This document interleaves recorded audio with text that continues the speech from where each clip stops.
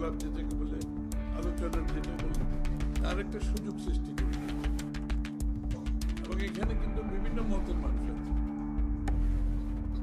পুরো এখানে ওদিক থেকে এদিক শেষ পর্যন্ত আমাদের কিন্তু বিভিন্ন মতাবলম্বী লোক আছে, কিন্তু এক জায়গায় সবাই ঐক্যমত, সেটা থেকে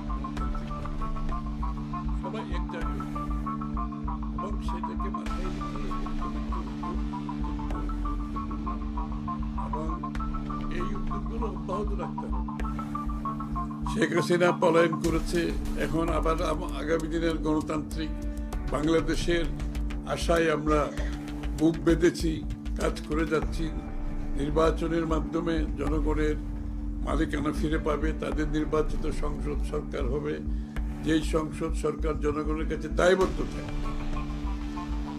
এই জন্য এই ধরনের প্ল্যাটফর্মগুলো অব্যাহত থাকা দরকার।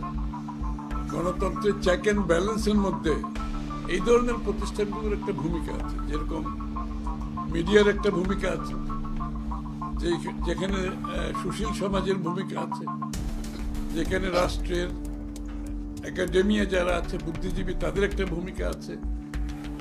এই ধরনের এই প্ল্যাটফর্মগুলো কিন্তু একটা চেক অ্যান্ড ব্যালেন্সের কাজ করে এবং এগুলোকে যত বেশি শক্তিশালী করা যাবে